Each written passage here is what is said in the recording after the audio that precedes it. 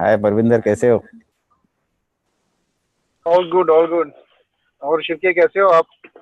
बढ़िया बढ़िया। Hi Chaitali, how are you? Hello, Amit. Good. How are you? Good good, thank you. Hello, Parminder.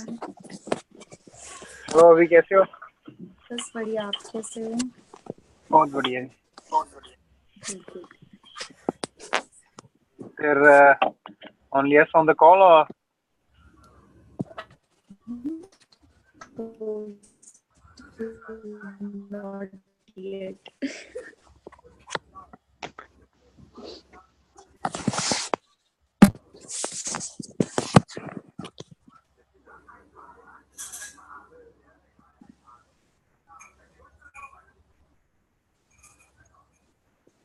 Hi, Soumya. How are you?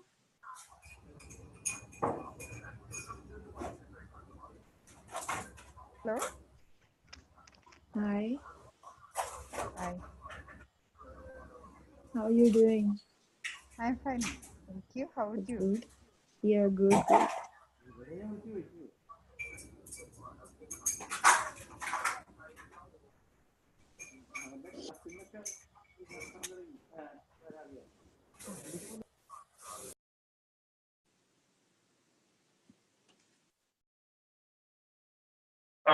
socially activate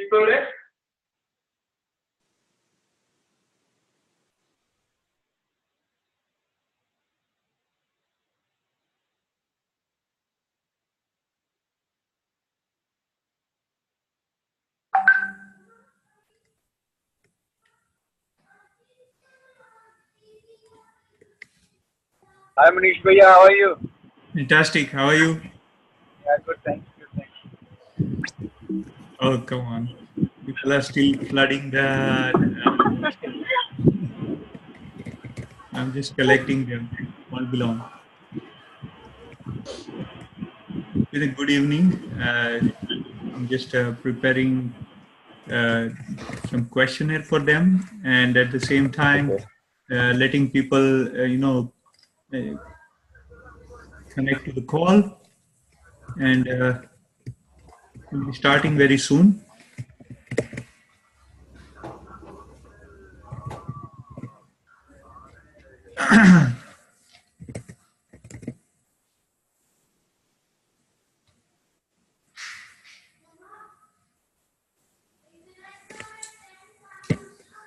Who is connected with a mobile number?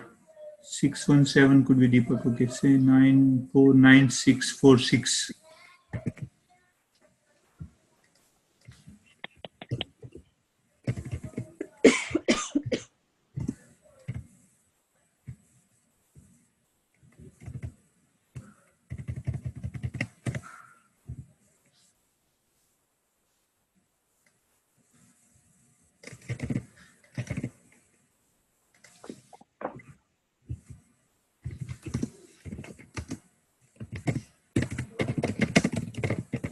Uh, guys, can we have a volunteer to take notes? Who is the speediest one? I think we can do two backups.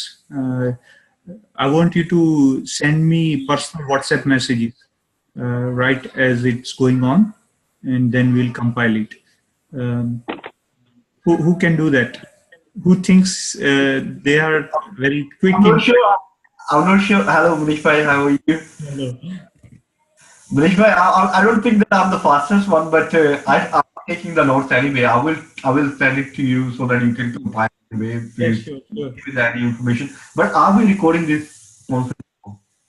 Yes, recording, but as you know, technology, you cannot always depend on things. So Definitely. we need backup. Yes, sure. I will be doing one. Who else? I will do. I'm just reaching home in 5 minutes, so I will start doing after that. Okay. I will do it. I will try my best to do both the things. Yeah. Now we just need two people, and rest of the people, rest assured, you are attending the call in full attention. Mhm. Okay. In the meantime, how about sharing a quick testimony? What we are looking for is if you have done, you've done prospecting MG1, MG2, and you are very happy with the process. You learned something you want to share. Is there anybody who wants to share anything?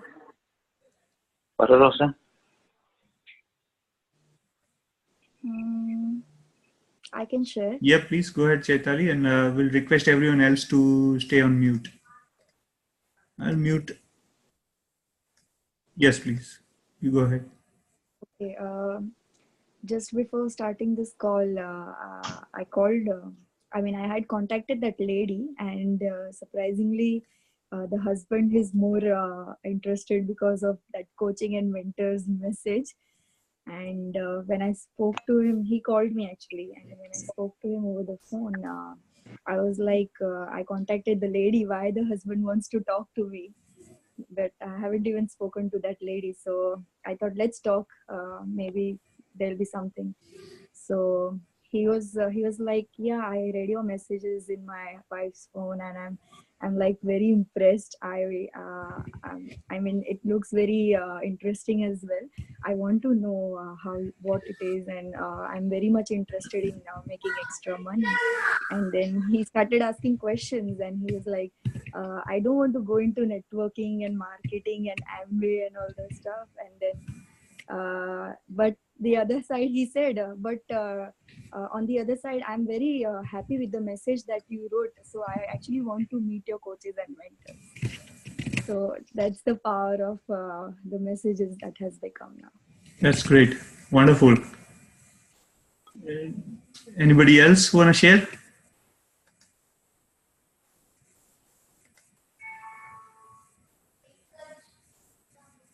Any recent experience? Manish Bhai, is Nishant here. Yes, Nishan.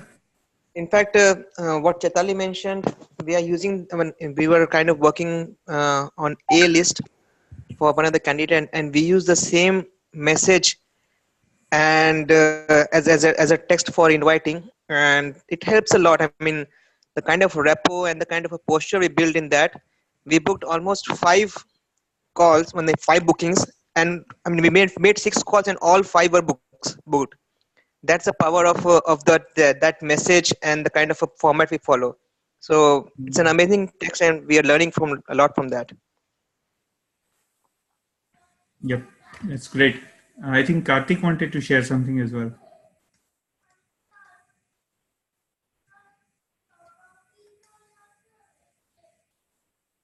We can't hear you, Karthik.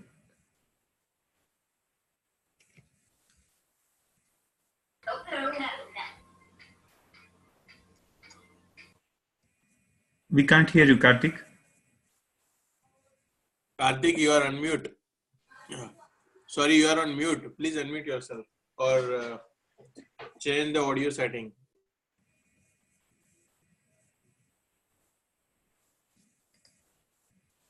Awesome. Anybody else who want to share while Karthik fixes things?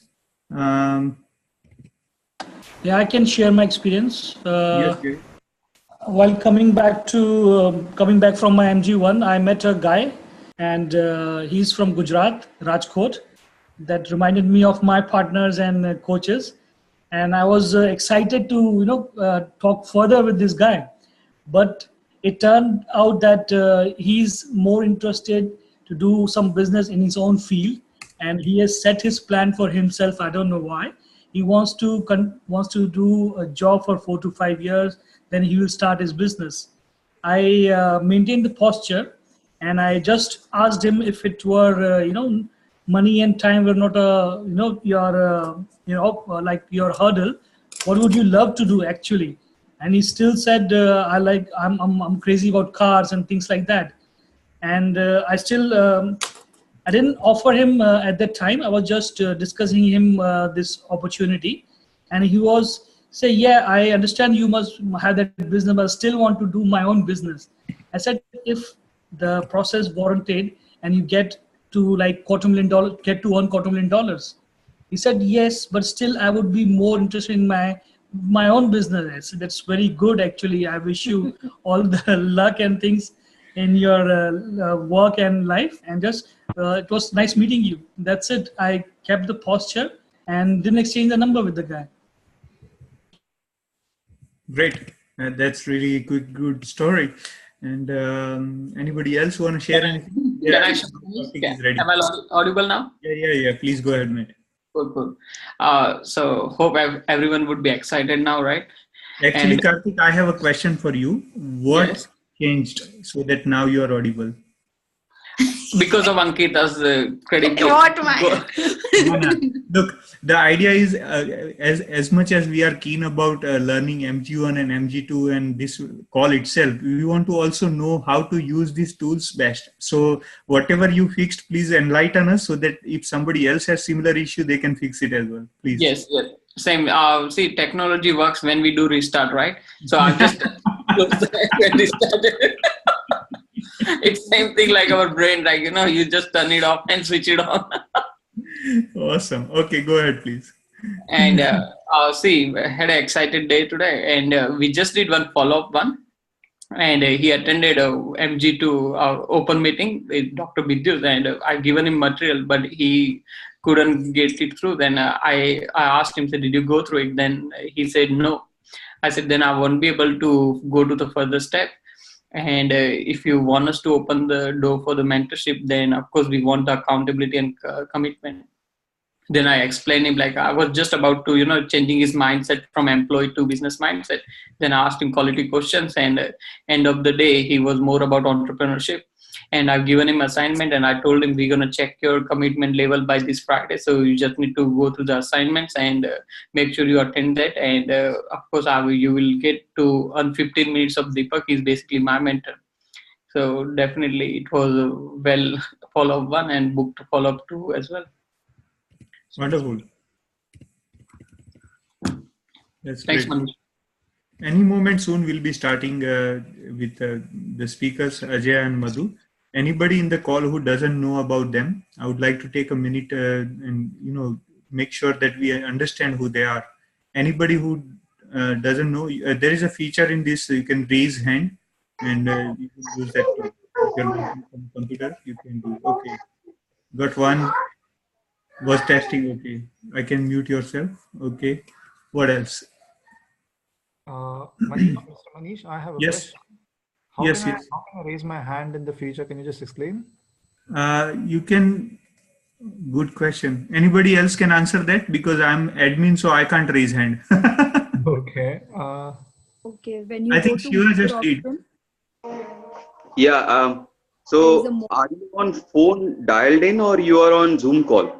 On my laptop, actually, I'm using my laptop right now. Oh, okay. I don't know about laptop, but on the phone, I see 3 dots on the right hand side corner. Okay. And it's a more option there. And if you click on that, there is a raise hand option there. On the laptop, you will see participants. Just click on participants, and in the dialog box, you will see raise hand button. Dialog box. Okay, let me just. Yep, raise hand. Okay, done. Okay, good. Fantastic. See? Thank you so much. That's the teamwork. Appreciate your help, guys. Thank you. Thank you so much. I've got 1, 2, 3, 4, and 5 people raising hand out of 30, which is a substantial number. A couple of them were just testing. 2 went off as well. Okay. So how about this? Let me choose.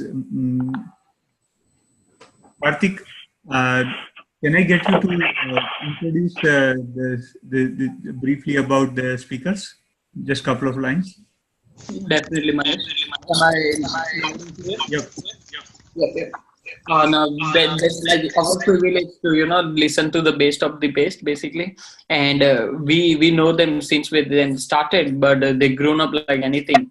And the more about like they are not successful only in the business, but in their professional career as well. They having a couple of businesses and they having a lucrative career in IT industry. Plus Madhumita has the same. She is a published author. So, like sometimes we have a question in our mind, say only the students and people who doesn't have job, they do it, but it's not a right question to be raised in the mind. So if we see them and if we're trying to duplicate them, of course, the game will be ours and we can be the winners as well. and lot many things to learn from Ajay and Madhu. Like they're calm and confident leaders. Like the way they talk, it's just like phenomenal. We just need to observe them and learn those parts from them, like how beautifully they cover and how beautifully they pass the message to the team. And today they're not only holding the Gen Ys, but all the different kind of communities and the people. So it's a really good task to handle all the people, right?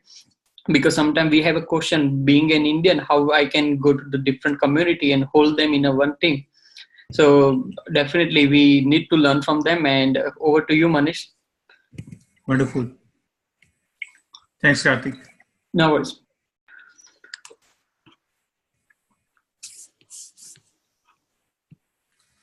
Ajay and Madhumita, they're personally, Hemant and Smita, the diamonds are personally focusing on with them, working with them, the team, and obviously there's so much to learn from them because way before a lot of other teams started following the process, doing the MG1, MG2 and all, they picked it up and with very good speed, they have mastered it. So one of the things that we want to learn from them is the speed itself. And I'm so happy that they are in the call. I'll see if I can spotlight them. That's good. Good evening, Ajay and Madhu. How are you? Very good. How are you doing? Fantastic, fantastic. Basically, we are super fired up today. This is the first time we have you guys as a guest, and it's a not only just a privilege, but we want to make the most out of it.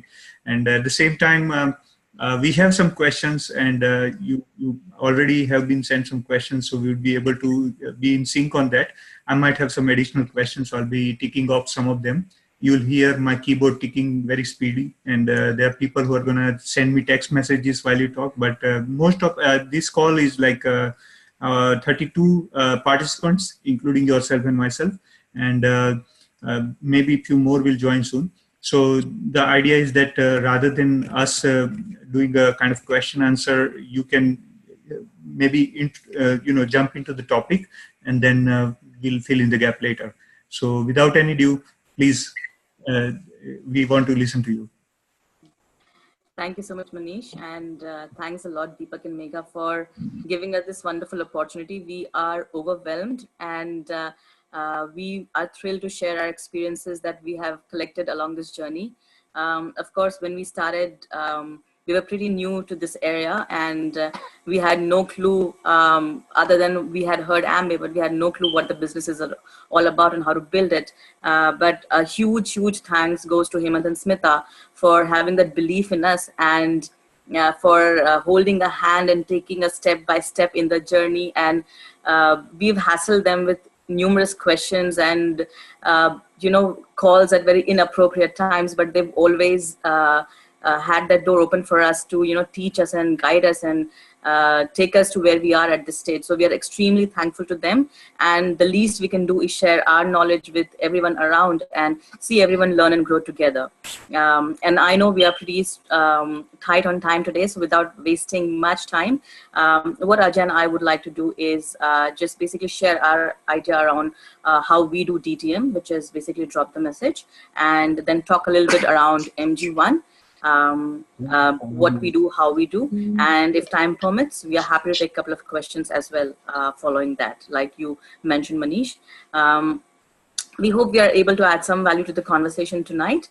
So diving straight into the topic, we will cover the DTM framework and explain how Ajeya and I actually drop the message when we look at a potential candidate. Wow. 32 plus people, that is just amazing. You guys are just absolute rock stars. My name is Ajeya, and thank you so much, Madhu. And today we're just going to cover a little bit about the DTM framework. Now, the first aspects that we want to actually give you an understanding of is this is something that we actually follow. And if you were to actually apply some of these aspects, please check with your upline before you make any changes. Of course, it has worked for us, and we continue to follow that to the T. So first of all, I'm just going to be referring to a couple of my notes. So just in case I'm looking down and up, so just forgive me for that. Now, one of the key aspects about the DTM framework, and before we get into any kind of framework, is to understand what is the mindset behind doing a DTM. Now, there are three fundamental aspects that you need to actually look into. One, which is going to be that you are a buyer in the market. Now, when you are a buyer in the market, you're never going to have a question like, how did you find me, right? So when we actually send out a message to people and they come back asking you, how did you find me? We didn't find you. You found yourself. You actually came around to us. Okay. Now, so you are the buyer in the market. So that's the fundamental mindset that you need to actually go in with. Now, again, you got to understand an aspect around it is not about you. It is about who you're connected with and who you're working with. That means a lot of people who are new in the business could actually just walk in and say that I'm actually doing so-and-so and drop the message. And at that point, they might actually be, how long have you been in the business? What is it that you're actually doing? And how much money have you made? There's going to be a lot of questions. So it's about it is not about you. It is about who you are connected with and who you're associated with and who you're working with. Now, the third aspect around the DTM is the intention of DTM is not to actually go around and get back with a number. The success criteria of an DTM is to be able to see that you've checked one's interest. That means if a person is actually interested in the opportunity or not, and would you like to open a door for them or not, right? So the ball is essentially in your court, and you're never in a position that you're actually out of control in that aspect. Now, having said that, let me cover a little bit of a DTM framework. So there are three aspects or the three phases that we call in the DTM framework. One is called the connection. In the connection, there are two aspects to it. One, which is called the icebreaker. Now, icebreaker is nothing but complimenting a person for a genuine compliment. Obviously not looking fake as one of the aspects, but making sure that you're genuinely complimenting a person for what you find interesting or what you find right and appropriate.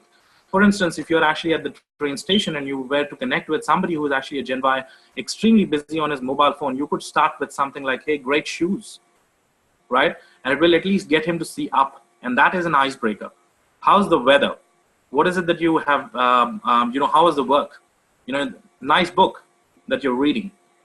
These are all icebreakers, right? And we follow that essentially a lot. Now, the second aspect to that within the connection framework is to do a form, which is, form is nothing but it stands for family, occupation, recreation, and motivation. So I'm just going to repeat that. It is family, occupation, recreation, and motivation. Now, if I connect with somebody, I'm actually trying to know everything about there is to know about them. For instance, what is their family? How many siblings have they got? Where are they working? What is their occupation? How often do they go to work? And what is the number of hours that they work? Are they working in the evenings? Are they working in the nights? What is their motivation? That is the want around in the business.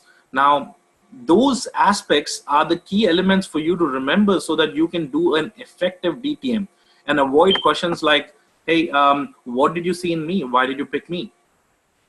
Avoid questions like, I need to know more about what this opportunity is about. There is nothing on offer until you've actually done a successful DTM. And there is absolutely nothing on offer until we have actually given them an opportunity to go to MG1 stage. And in MG1, all we are doing is shaping their mindset. Even at that point in time, there is nothing on offer. We'll get to that particular aspect. However, so form is the second aspect in the connection where we are identifying a person's wants, needs, and desires. That is a very crucial point because if you remember those will come in handy in when you're actually doing MG1. As an example, if somebody said that, hey, I absolutely do not have the time. So you're going to ask them a time-related question in an MG1. You're going to show how you can actually make time out of this particular opportunity. If somebody says that, hey, you know what, I'm extremely busy, I would like to spend more time with my kids. Or somebody says that I'm actually he's looking to build an asset quickly or get rich quick scheme, right? So those aspects are something that you need to identify and unpack them in MG1. If somebody is looking to actually make a quick cash, it's not something that is going to be possible in this particular opportunity. And you're actually going to be in there to emphasize and explain and how an ongoing passive income is very fundamentally stronger than having a business which is going to give you a instant cash flow. Right now, so that is the first phase of the aspect. So any person within, any new person, we encourage them to just do the icebreaker and form. There is nothing else a new person is doing except for getting good at making connections.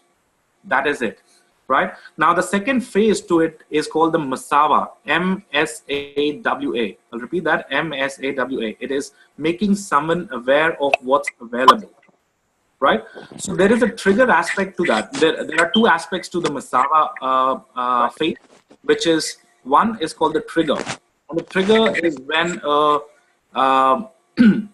when the candidate or a potential candidate gives you an opportunity to share something without you, where you can interject in the conversation without making it look abrupt. For instance, if somebody said, hey, I'd love to invest in properties, you could go back and say, hey, that is great. I'm working with with my mentors to help me build a debt-free, cash flow positive asset. It must be a load of loan, or it must be a load of debt that you have to take to build such an asset. What you have done here is subtly put in a hint there around, hey, you know what? That is your trigger point. Somebody actually mentioned that he wants to buy a house, or somebody actually mentioned that I don't have the time. Somebody mentioned that I would love to spend a little bit more time and holidays with my kids' family. Those are your trigger points. And trigger points should be in such a way that you interject in the conversation without making it look abrupt. Okay, if somebody is discussing about workload at school, you can't just say, hey, lovely, I actually met my mentors. It's funny you say that. It just doesn't add up. So you got to be in a position where you are actually applying that conversation in such a way that it relates to what the person is actually saying or about to say. Okay, so the third aspect finally is called the DTM. Sorry, I missed the second part of MSAWA, which is called the story. Now, story is very critical. Now, story is when you get an opportunity to share what you're doing. It is questions like, what is it? What is it that you do? How, tell me how. These are the questions that you get asked. And if you do get asked such a question, you need to have a story in place, a story that you can memorize and by heart.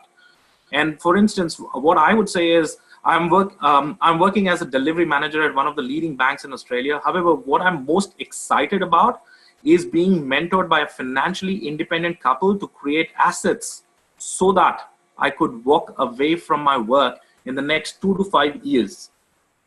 And then you immediately change the topic and ask them the question, so how is your family? Or what do you do for work? Or where are you going today if you met somebody in the train station? So you immediately change the topic. And the reason why you do that is because if a person has to take the hint, he will actually take that particular part and say, come again, what did you actually mention about the asset part? Right? So at that point is when the phase 3 occurs, which is called the DTM. DTM stands for dropping the message. It's no different to the traditional invites that we used to do, except in this case, we are in control. Now, when we do a drop the message, at that point, we create a value for the mentors upfront. That means when somebody says, hey, what is it? I'm very interested in what you've just said. After I share my story. Now, story should be concise. It should be less than 30 seconds. It should be in such a way that you can actually, you're not faltering in the story. I am a delivery manager. If you think about it for a second, you've missed the plot. Right? Now, you got to be in a position to memorize it. And a lot of people who are actually part of our, who are hopping on to this journey, now get up in the morning and actually look at that particular script of theirs or the story of theirs and read once. And then close the mobile phone and read it again so that they can memorize that. right? Now, when it comes to the DTM aspect, you're essentially what you're doing is dropping the message and you're creating a value upfront for your mentors. Now, if somebody were to ask, hey, I'm very interested to meet and very interested to understand more about it, I can't promise you anything. However, the least I can do is drop your name and see where that leads. Right? Now, what you have done with that aspect is you've actually created a pull for your mentors by actually saying that they're busy people and they're not available to be able to take anyone. But all I can do is drop your name and see where that leads. Now, when that happens, that person is already intrigued and he wants to be able to get an understanding of what this is. Now, when that happens, the way we go around taking the number is not by actually saying, give me your number and I might be in a position to get back to you. Says, hey, if you're serious about this opportunity and meeting my mentors to understand a bit more, how about you give me a call by tomorrow and I give him a specific time. The time would be 12 o'clock or 2 o'clock or whatever that is. Why? A, because I'm going to check his accountability and be sure that he's going to give me a call back at 2 o'clock or 1 o'clock or whatever that time I define. Now, when he does that, at that point in time, we are in a position to know that he's going to give me a call at 2 and he's going to be in a position to share that number. So the way I actually take that number is actually say that, hey, you know what? How about you take my number and give me a missed call so that I can actually store that number on my phone so I know that it is you who is calling because I don't pick up unknown numbers. Right? Now, when I say this, there is I haven't actually gone back to take his number, but at the same time, he is the person who's actually given me that number. Now, there is very few chances, or there are likely chances that people are not going to bite the bait, which is on the drop the message or your story. It is fine. They're not looking. You don't have to actually come back with an intention to share and get the number for every person that you interact with. Okay, you want to be able to work with a few key partners who are actually going to be very switched on to be able to understand how an asset is generated and built. Now, a couple of do's and don'ts in regards to the DTM, which is when you do some of the do's are we always huddle and play. That means any person who is less than 90 days in the business, he huddles every time there is a exchange of a message. We encourage, first of all, to have a message conversation or a text conversation for those people who are less than 90 days, so that us as mentors are in a position to frame their language and use the right choice of words so that they can build and create the right pull for their mentors when they come for MG1. Now, huddle and play is what we do after every single message or every single conversation that we've had with the potential candidate. Of course, it also gives you in the first 90 days, if people are actually out there making connections. By connections, I mean icebreaker and doing a form. They are out there making connections. They have about, if they do 2 connections every single day, they have about 180 opportunities to get feedback from their coaches and mentors around doing connections. Now, some of the don'ts in the, of course, some of the don'ts in the, doing the connection part is, don't get excited or don't be so excited to share more information than is necessary. And what is necessary is to be able to actually give them an understanding of who you're associated with and create a pull for your mentors. Let the mentors do the rest of the aspects around the talking.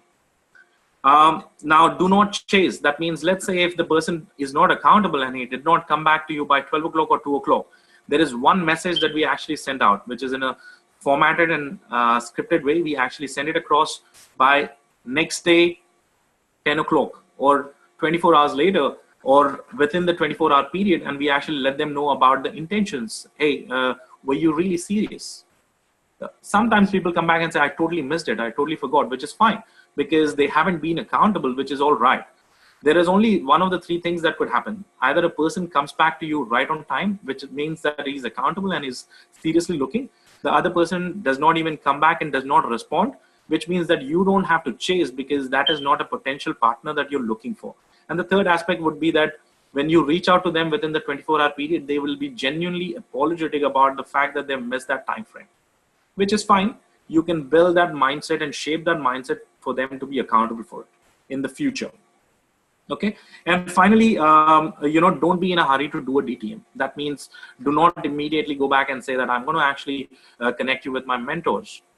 because your time and your mentor's time is a lot more valuable than the candidates.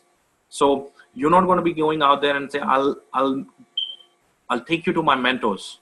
I will create that for your mentors, or I will be in a position to actually organize. I will never be using a word like my mentors will be available.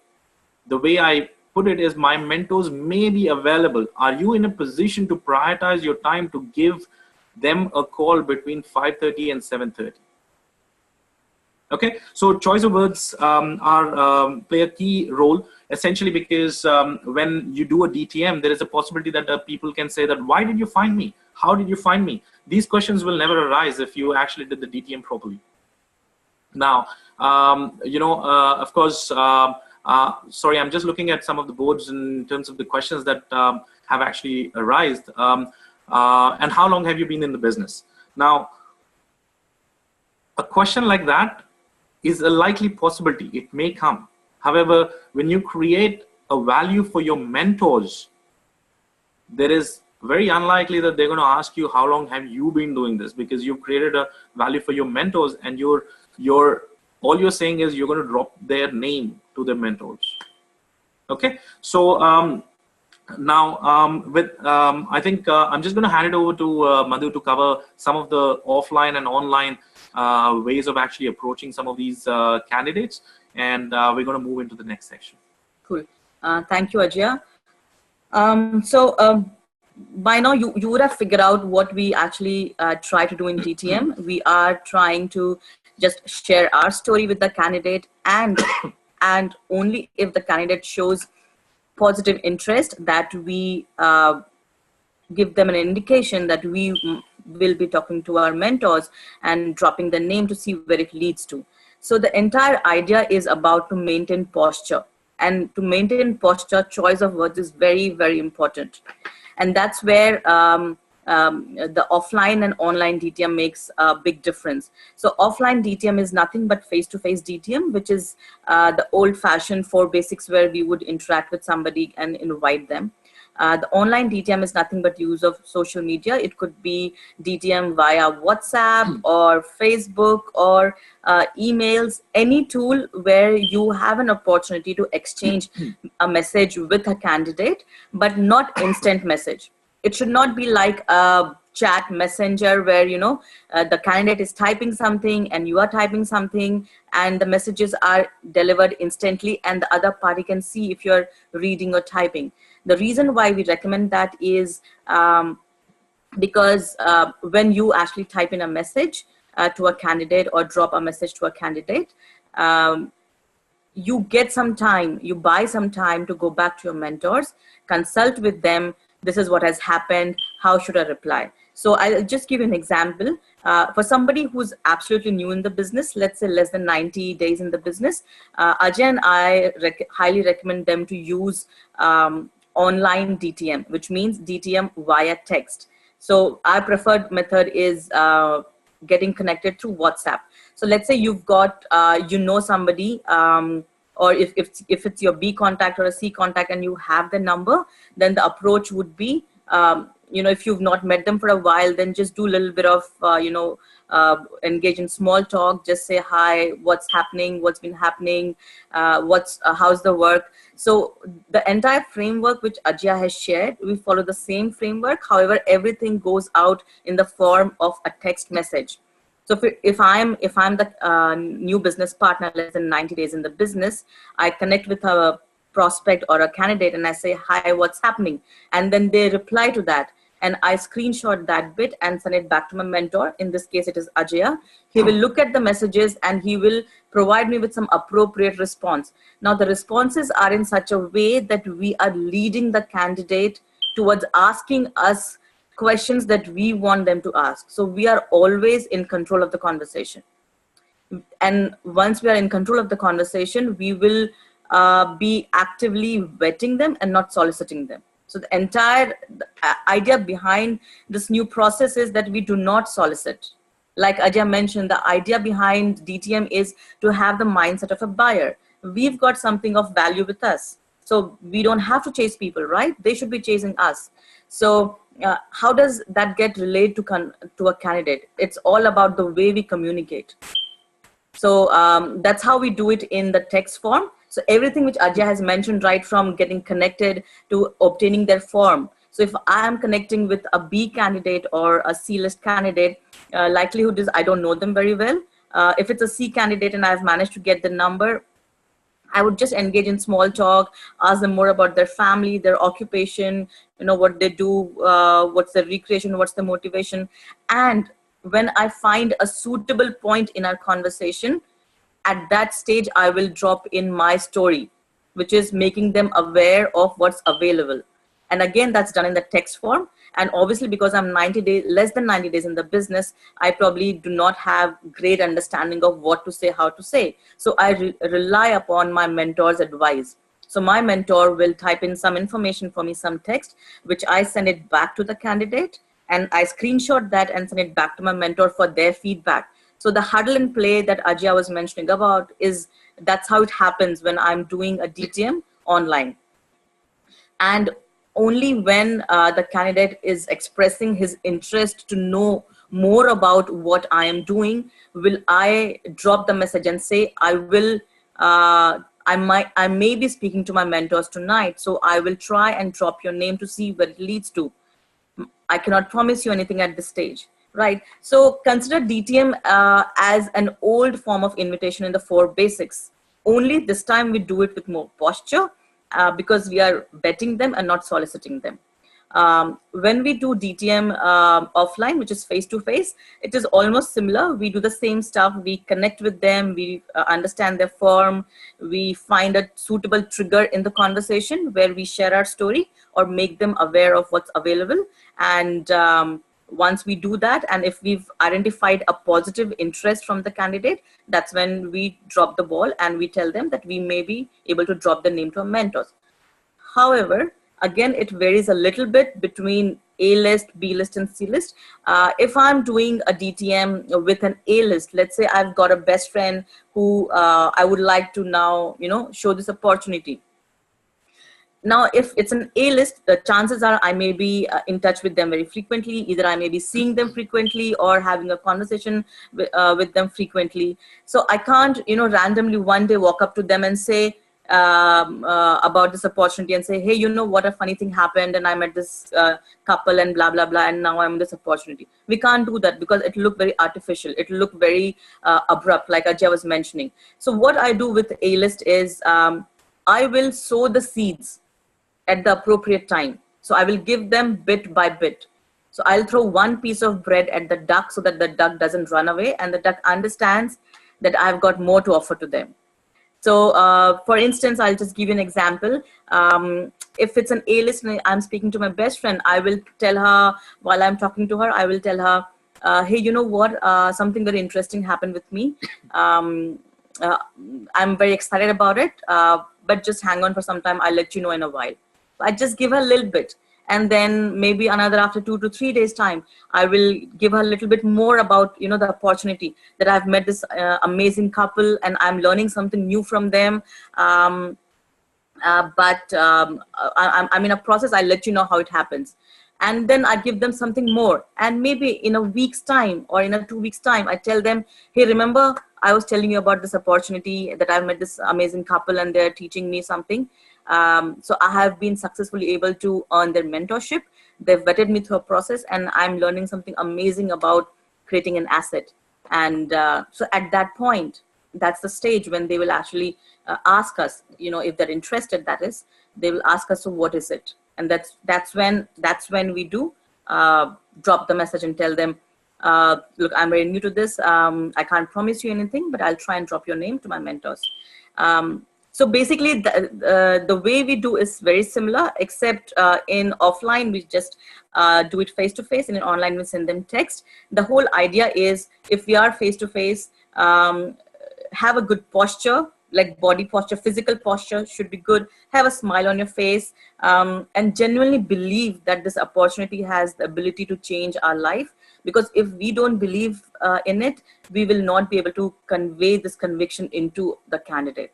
So that's the underlining point. I know there's so much to cover in this topic, but it's very hard to concise everything. We will have some opportunity for some questions, but I think we will hop on to the next stage in the process. Once we have done a DTM and once we've identified a candidate for a positive interest, we log them in for MG1. Now, MG1 is nothing but meet and greet one, like Ajeya was mentioning in the beginning. The whole idea behind MG1 is to understand what is the frequency or the mindset of the candidate. So we will just walk you through some basic steps that Ajeya and I follow while we do MG1.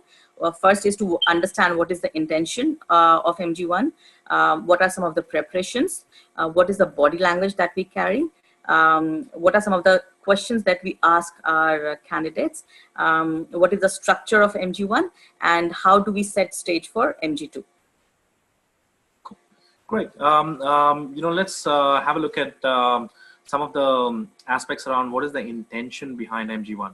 Now, once you've done the DTM and you've actually logged in and created enough pull and created enough value upfront for your mentors, that is when you're actually going down the path of actually doing an MG1. Now, in your MG1, what is the intention? Now, a lot of people, a lot of us, and the intention is not to be able to actually lead them into team evaluation or take them into the open. No, the intention is basically to actively vet them so that you're not passively soliciting them. Now, Hemant and Smita have always given us this mindset around you either meet with a candidate and give them the right mindset 7 catch-ups before, or you're subsequently actually chasing them for FNH, workshop, every single meeting that is happening. Now, we give them that mindset upfront so that we are actually not in a position to give them, hey, are you coming for this FNH? Are you coming for this? Can you speak on this particular topic? No. They will nominate themselves, and we have seen that happen within a short span of time where people are actually nominating themselves. These business partners are actively vetted and they are qualified to be able to take ownership. Now, one of the intentions is building the trust. Now, I know there was a question around what is it that we do in the MG1. There is primarily only three things that we do. One of them is building trust and connection. Simple. Now, I don't know if there was a book of the month a few months back, which was about the speed of trust.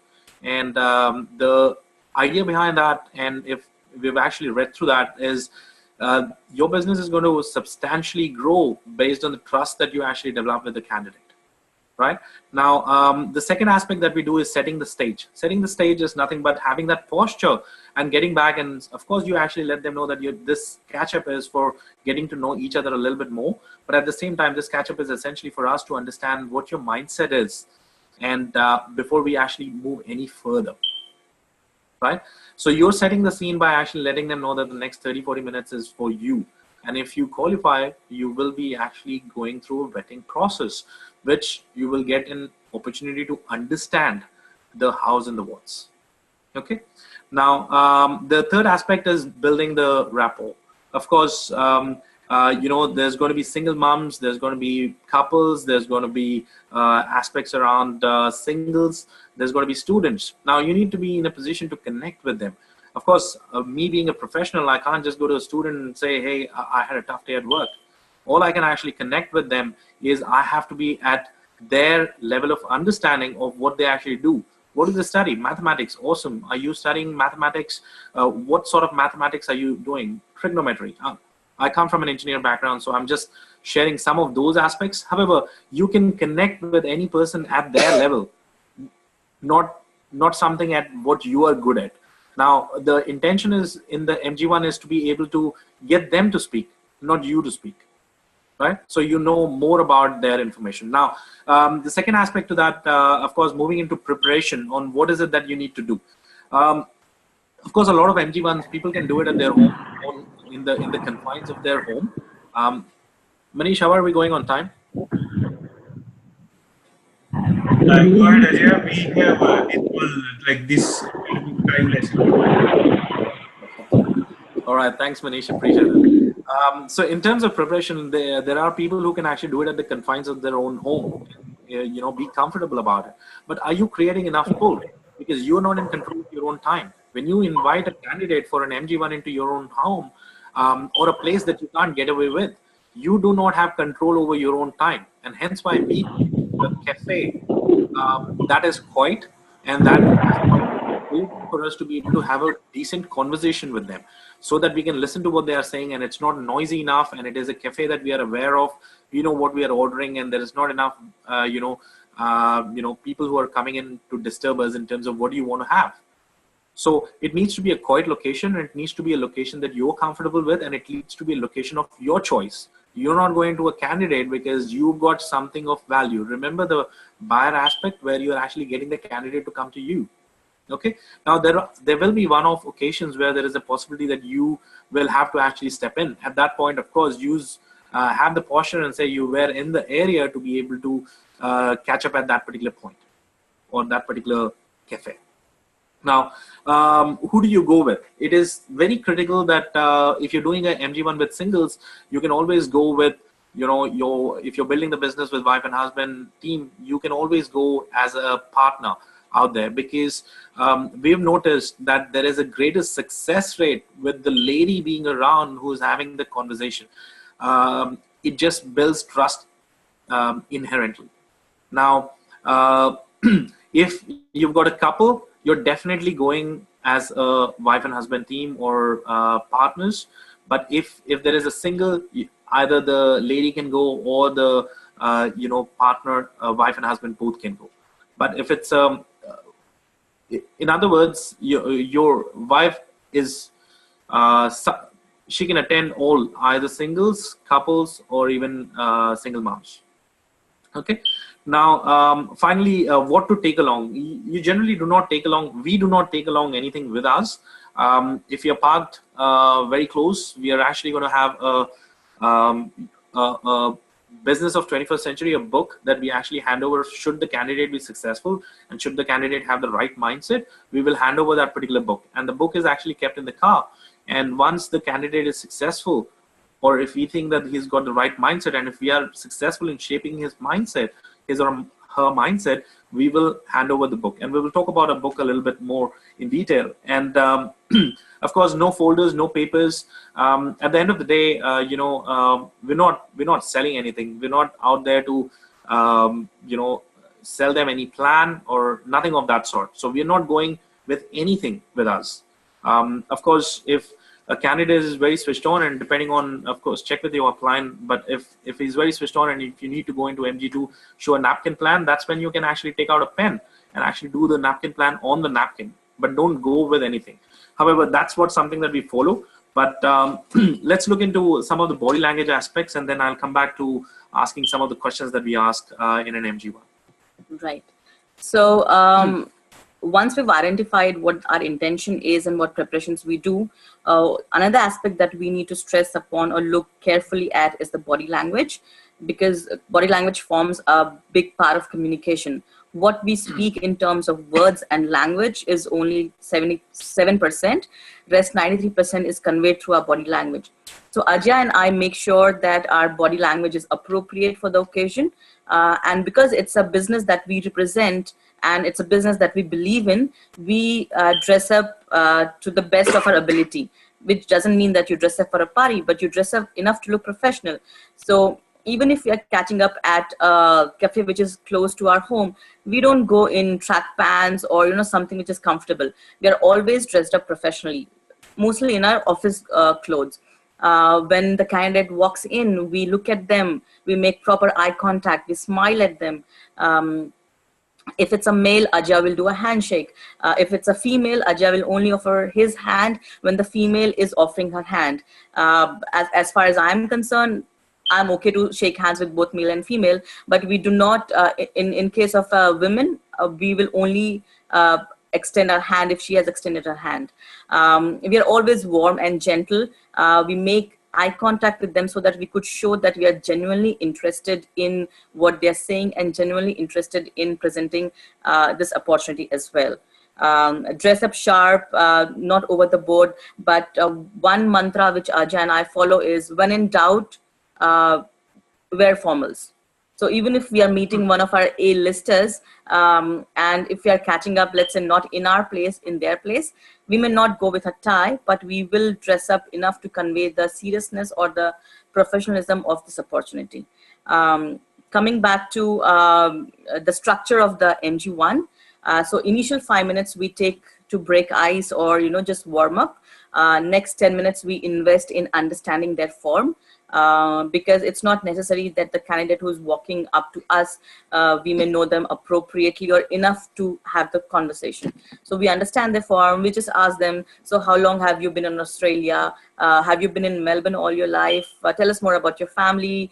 Do you have siblings? If they're students, we ask them, what subjects do you study? If they're working, we ask them, where do you work? Do you enjoy your work? How long have you been working for? Similar questions which are very normal. It should not look very abrupt.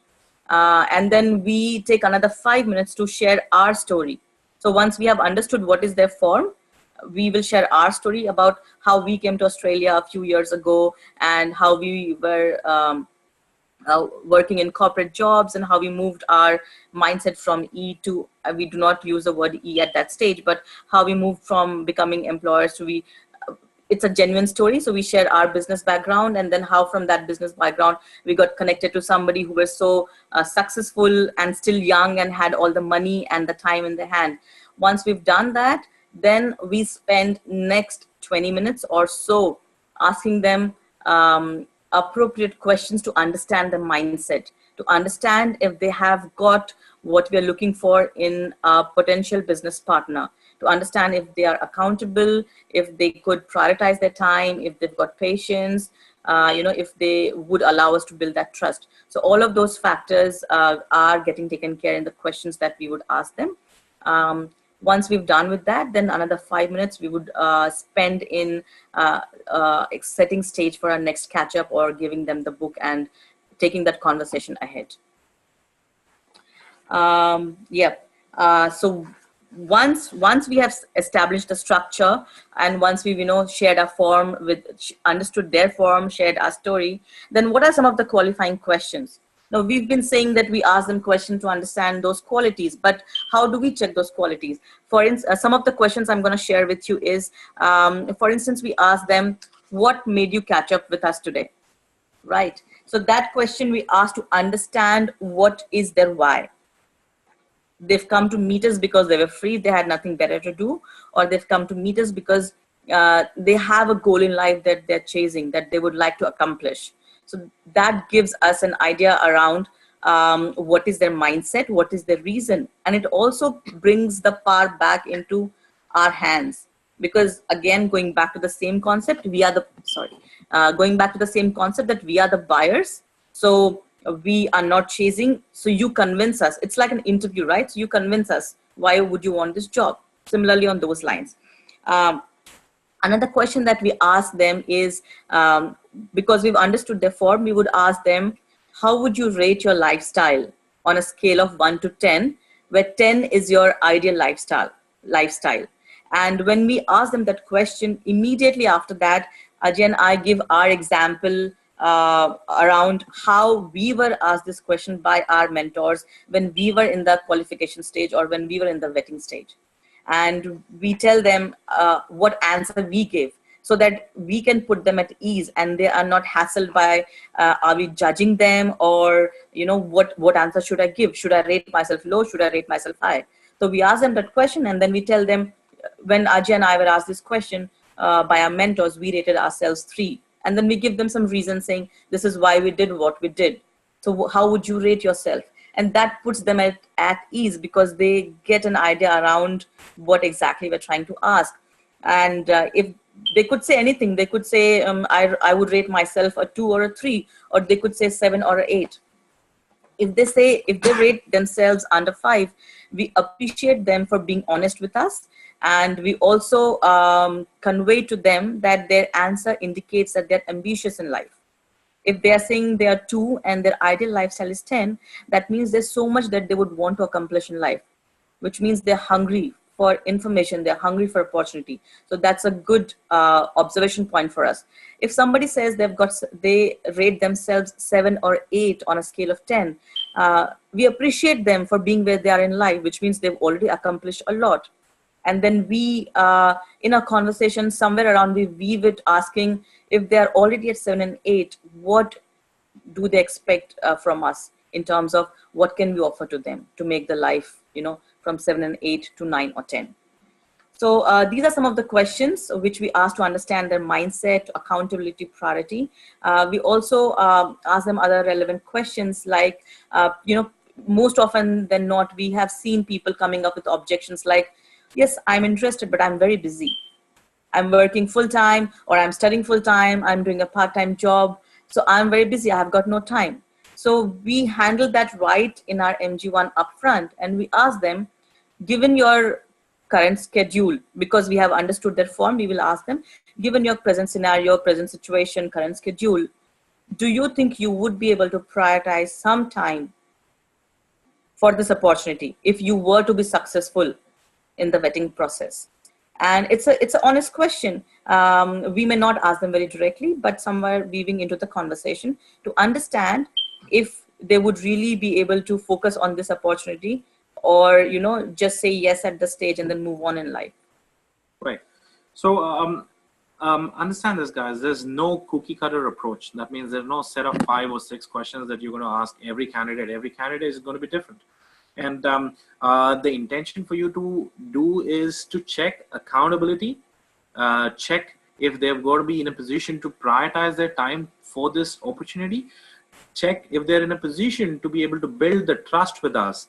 And of course, while you're checking all these, there are certain specific questions that you can ask to be able to understand that. Now, accountability can be checked. Remember back in the DTM when we said that, hey, you come back to me at 12 o'clock, that's your check for accountability, right? Now, when you say that we're going to lock in a time at 7 o'clock, check for accountability is if the candidate has come in on time. Appreciate them for things that they have actually done well. So that's your accountability. And accountability is not about being there on time. Accountability is doing what you say you will. Now, if a candidate is not there at 7 o'clock, and if he said that he's going to meet you at 7 o'clock, but he is in communication saying that, hey, I'm running late 10 minutes, that is still accountable. Now, of course, if there's going to be some person who lands in 30 minutes, 40 minutes late, we have, at that point, Madhu and I have rescheduled that appointment. And that is to hold the posture. It is not like we've got time logged in for 45 minutes and you land up at 30 minutes and we're still going to take you through the process. It just doesn't matter, because if you're not going to be accountable and value our time, there is no way that we will invest our time in you. Okay, so now a couple of other things. Now, this is something that you would all be looking forward for, which is the whole intention and the purpose around MG1 is to be able to build the trust. Right now, the trust will not be established if you are not on the front foot and ask them the question, have you ever been involved in a small, medium network marketing models? Right? When you ask that question, there is a possibility that somebody will be either saying yes or no, or somebody will say, no, I have never heard of that. No's are all great. Somebody who says, yes, I have been there. Your next question should be, what is your understanding of it? And they might actually come back and give you some answer, which is about, hey, it is about selling products. It is about,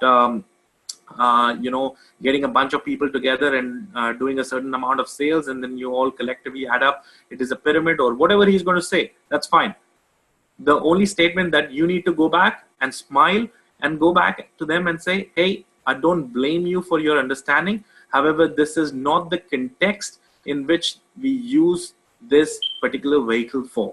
Or you can come back and say that we don't blame you for your understanding. However, if you're unwilling to learn or unwilling to unlearn what you just know about network marketing, we would be reluctant to take this any forward. Now, if you didn't say that, it's by asking that question upfront about the network marketing, you've actually built the trust straight away, because you don't want them to actually come to an open meeting or a team evaluation and suddenly realize, oh, it's all Amway. Okay. So the second thing that you've done is unpack that particular situation right there by actually asking that if you're unwilling to unlearn, if you're willing to unlearn, welcome. If you're unwilling to unlearn, then there is nothing that we can do to be able to take you forward, because his mindset aren't going to change. Okay, so that's a definite question that we ask, and it is the very, very key step for you to be able to build that trust. So we never miss that question. Of course, there are other aspects that we check in terms of patience, which there are a few questions that you can ask around the patience. You can directly ask the candidate if how are you in the patience department, or you can ask them the question, if I were to give you $1 million today, or a 1 cent that doubles every single day for the next 31 days, which one would you pick? And unpack that for them. Most people will say $1 million, and give them an understanding of that 1 million turns out to be $10.6 million at the end of the 31 days. So give them an understanding of how that happens and why it is important to be patient, because in the week 4 and week 4.5 is when it actually exponentially compounds. So if you are patient up until the week 3, you're going to be in a position to actually have a compounding result for your own business. But if you're not, then there is nothing that you could actually do. Okay, so that's something that you can actually do. And now, finally, after you've asked that particular question, it is an opportunity here for you to be able to understand. So me and Madhu, the way we actually do it, obviously we look at each other and we understand that the meeting, we go back to them, and obviously we look at each other, and we go back to the candidate and say, hey, the meeting went well. What value would you associate if we were to take out time from our schedules to meet with us again? That is a very key question that you need to ask them, because if you didn't ask them, if he said that, hey, I don't have any value, after you've asked the network marketing question, then there is no point of moving forward. However, if he says that he's going to put a high value to it, great. You're going to lock in another time. And before you do that, you can actually say that you can give them a brief understanding of what ESBI stands for: employee, self-employed, business owner, investors, and you can tell them what you need to focus on, which is the mindsets behind each one of these quadrants, and so that he knows when he's reading the book what to look for. Okay, now a couple of questions that might actually come around. So the way we approach around the book is that it is a 100-page book. Now it will give you the book's name is Business of 21st Century. It's been written by Robert Kiyosaki, one of my favorite authors. I identify the author and I talk about what is mentioned in there, which is ESBI. And then I ask them that, hey, it's a 100-page book. How long do you reckon it's going to take you to complete that book? And before even he answers, I set the scene by actually telling that I'm a slow reader and it took me 2 days. Usually a person who is involved can finish that in 3 to 4 hours. Now, once I have said that, there is no way he's going to come back to me and say that it's going to take me 2 weeks. Okay. Now, even if he said that, it says, hey, are you in a position to prioritize some time to be able to complete this book so that we can take you further? If the answer to that is no as well, I would not give the book. Because if he cannot prioritize time to be able to go through that particular book, I'm not going to hand over one of my books for 2 weeks. Okay, so that's just us. Now, of course, check with your uplines before you make any changes. Now, what is the leeway that I can actually give? I'm just going through some of your questions here, but what is the leeway that I can give for a person who hasn't actually read the book or who wants 2 weeks or 3 weeks to actually complete the book? The way I would do it is, hey, it seems that you're actually quite busy with your current schedule. I encourage you to actually come back to me when you've got some time available for you so that I can hand over the book and then we can take this forward. Any person who takes more than a week, I'm not going to hand them over a book. Okay. Now, that's just my rule. Of course, you guys can formulate your own and check with your uplines once again. Now, how strict am I on books and series? Very good question, right? Now, think about it this way. You've got a presentation to make tomorrow in front of your clients at workplace, and your manager or a boss has actually asked you to send him the presentation by 9 o'clock tonight. And would you go back to your boss and say, hey, you know what? I think I've got that presentation memorized. I'm going to share it with the guy tomorrow at the client meeting. You're not. You're actually going to be very much accountable and send that before 9 o'clock. Now, we would inculcate the same habit. Now, if a person does not read through the book, and it has happened that he has come to MG2 without having gone through the book, At that point, we've actually returned them back, asking them to go through the book. Now, if a person does not have a position to prioritize some of the time to be able to go through the book before he can be considered for a vetting process, we would not want to invest some of our time. Yes, and if the candidate hasn't read the book, we apologize. We apologize by saying, oh, I'm sorry, we may have not conveyed it or communicated it well enough that how relevant this book is for our conversation. So if the candidate hasn't read the book, we set the scene by saying that our conversation may not be relevant because they may not be able to understand what we are saying or what we might have said in the conversation. So we encourage them to go back and read the book if they would like to. If they say, I can't read or whatever for reason they can't do it, then that's about it. It shows their interest and seriousness in the opportunity. And there is no way that we're going to invest our time further into it. And think about it this way, guys. I mean, if you then set that precedent at right in front, there will be a slippage in somebody coming to an open meeting where he's going to come in 10 minutes late. Tomorrow, he's going to come to a follow-up meeting half an hour late. And he's not going to do the homework that is needed. So he's not going to get the right mindset. And what will happen is eventually he's going to slip out of Friday night hangouts. He's going to slip out of opens. He's going to slip out of the events that need to be there. And as a result, what you're going to be ending up doing is chasing them. Hey, are you coming for FEC? Are you coming for the FNH? Right? So those are some of the aspects. But I guess we've spoken enough, and we would like to hand it back to Manish. Hopefully, we've added some value around it. But I've got a couple of questions here, so I'm just going to address very briefly. Again, build relationship is the primary intention of doing an MG1. You're not going there with an intention to actually take a person through a plan or a napkin plan or any of that sort of aspects. There are people who are going to have negative around Amway. Absolutely, yes, they're going to have. But that is the question that you need to ask yourself. Are you operating in the S quadrant, or are you willing to learn to operate in a B quadrant?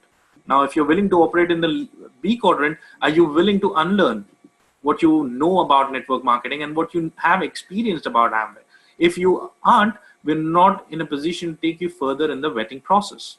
Okay, so those are some of the things. Now, during the DTM, there's one question here. During the DTM, if there are a bunch of 5 or 6 people that you all collectively know, and you're sending out messages to each one of them. First of all, I would never send out a message to all 6 of them or 5 of them together if they're all part of the same group. You will identify a key leader, which you would want to have as a potential partner in the team, and send out a message by dropping a message, not saying that, hey, I've got an e-commerce opportunity, like how Madhu shared in terms of how do you reach out to the A-list people. Now, that's essentially what we've got. Manish, I think back to you, and if there are any questions that you might want to shoot at us, we're welcome to take those. If we have left any time. Are we overboard? Oh, wow. That's really, really great. I mean, have you guys taken breath even? You were just pouring your heart, and we do appreciate that. There was so much of content, so much of clarity, very, very, very well organized talk. And still, I mean, we have some questions, so maybe a couple of questions I would raise, but do appreciate whatever you've shared so far. So one of the things is that when you quite often repeat that if you qualify for this opportunity, or should we go ahead with this opportunity, and especially when you are doing it especially when you are dropping the message, or you are in MG1 and you repeat these words like this business or this opportunity, and they keep coming back saying, what are you talking about? What business is that? You're talking about mentorship, coaching. Yes, there will be good people. Yes, there will be this, that. But what exactly are you talking about? How do you address that at that stage? Beautiful. Great question. Thanks, Manish. One of the things that we do when we are actually doing an MG1 is set the scene. And during the setting of the scene, we actually let them know that if they qualify, it's a 4 to 6 week process. And during the 4 to 6 week process, you will get to know the hows, the whats, and the why. Essentially, we also let them know that the only thing that you bring to the table is the why, and how and what is something that is going to be explained throughout the 4 to 6 week period. Now, even after setting that scene, if a candidate comes back to me and asks, what is this opportunity about? I want to know about it. So at that point, I explain to them that, hey, you know what, if you're not going to be, so this is a question for myself, right? I mean, I think this way. If a candidate is not in a position to be patient for 4 to 6 weeks, how do you think he's going to be patient for the 2 to 5 years to build themselves an asset, which is going to be an ongoing income, right? So there are a lot of people who might actually come back and say, I need to know more, I need to know more. Okay. At that point, the only way that we can actually say, hey, you're going to get to know more. We remember how we talked about patience. If you're going to be patient enough to actually go through this vetting process, you will get your answers. Want to add anything, man? Yep. That's exactly what we do, Manish. And also, it's not like we are not sharing anything with the candidate. For instance, even at the DTM stage, like Ajeya mentioned, when we are dropping our message or when we are sharing a story with them, we tell them that we are getting mentored by somebody to build a debt-free positive cash flow using an asset. So we have told them it's a business opportunity. We are building an asset. The only thing which we don't share at that point is how we build that asset. Because, hey, why will we spend our time with someone to explain what we do and how we do when we don't know if they're qualifying or not? Right? So we do tell them that. And even at MG1, when they come, we make it clear that this opportunity is about them earning our mentorship so that we can guide them to build an asset so that they can be financially free. But beyond that, we don't explain much because it doesn't make sense. It's not the best value for our time and their time as well.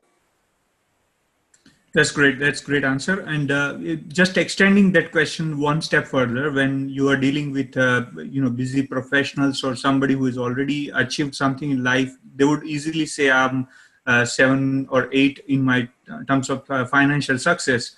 If that person with that good self-image and on the buyer's end, we have somebody who has recently started the business or maybe 6%, 9% level, and he's thinking that he is not up to that kind of self-image.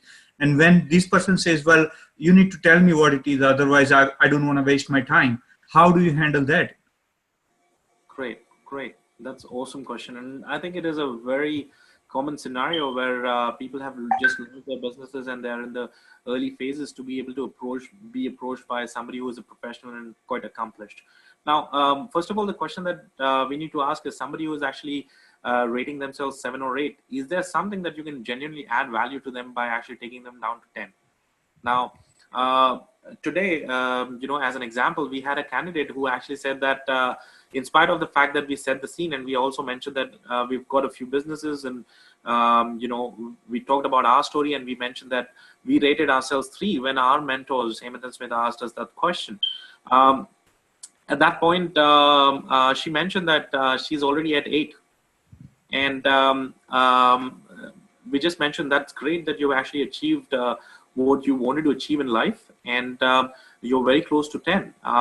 We're not sure, as Madhu and I are not sure if we can add any further value to where you stand. And that itself set the scene very differently because the candidate wanted to know exactly what we were doing. And at that point, we took that back from her by stating that, hey, you know what, there is nothing that we can add value to at this stage. We're not sure if we can actually take you from 8 to 10. Right? So one of the key things that we actually follow is it's about taking it back to mentorship. And we highly use, Hemant and Smita, and of course, they're very well known from that perspective, and they're quite accomplished. That's why we mentioned in the very beginning that it is not about you. It is about who you're associated with, that you're creating a value for. So even as a 9% or a person who is just launched their business, you can create a value for Manish, or you can create a value for Deepak, or you can create a value for anyone else who is actually out there, so that they can be the person who is they're doing the MG1, and this person can sit right beside them, listening and taking and observing note. That's great. Yeah. So exactly what Ajeya said. If somebody is new in the business, For instance, if one of our new business partner is has done DTM with someone and wants to book an MG1, they will use or leverage us, me and Ajeya. They will use us as the reference point, saying his mentor has or her mentor has achieved something, and that the candidate will get pulled towards our lifestyle. If Ajeya and I are booking a personal candidate, and if we think somebody is really up in the corporate level, earning high 6-figure, 7-figure income, we will leverage our mentors, Hemant and Smita, so that the burden is off our shoulders and we become nobody in the picture. Remember how Ajeya said in the beginning, it is not about us. It's about who we are connected to.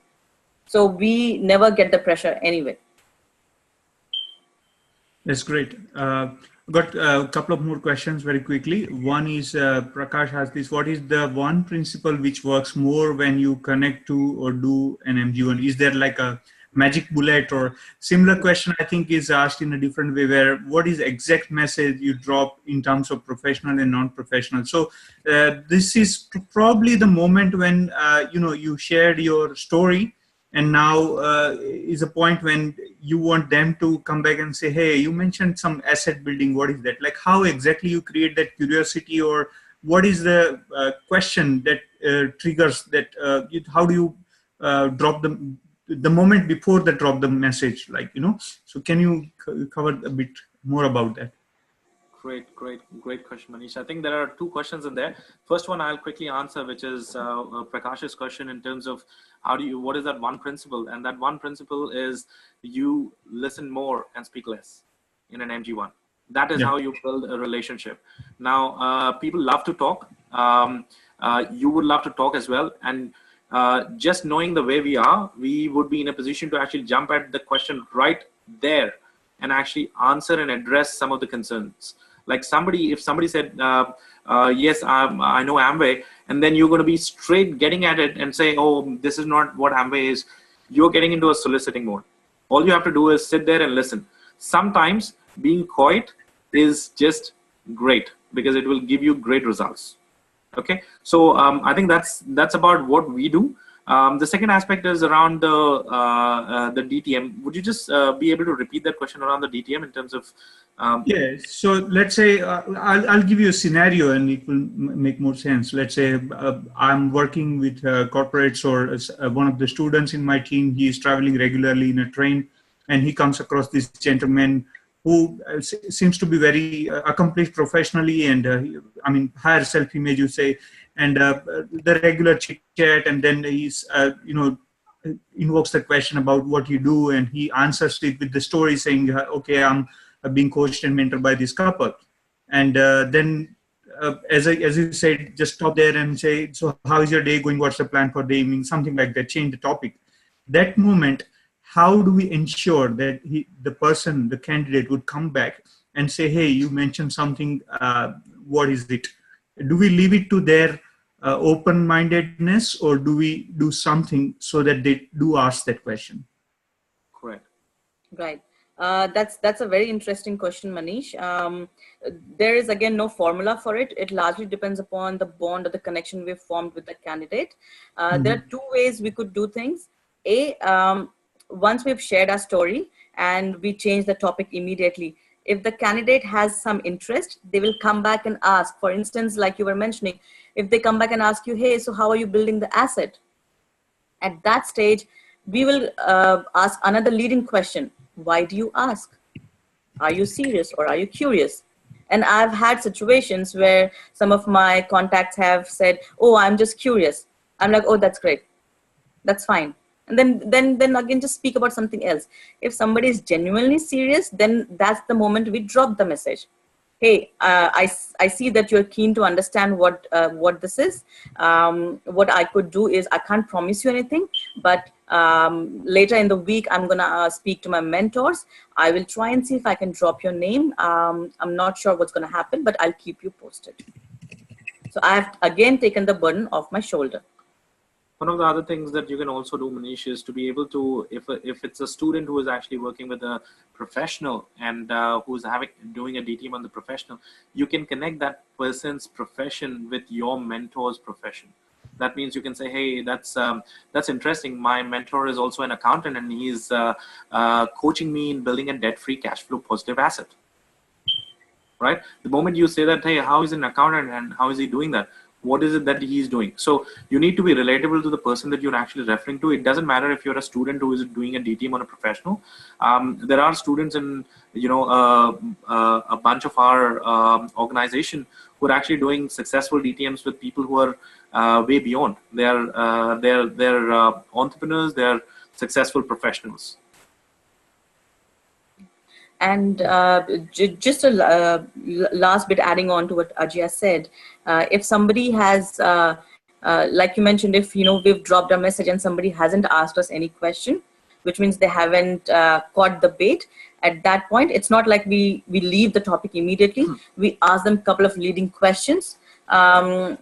So again, going back to the conversation, if they said, oh, that's great, I've said I've built asset, and they say, oh, that's great, and then they talk about something else, I find some connection in their conversation. If they say I love traveling, then say, oh great, we also love traveling a lot. Both Ajeya and me would love to do a world tour, and very soon, once we walk off our corporate career, we would be able to do that. So ask some leading questions, create situations where they would be keen or interested to ask you more about what you've done.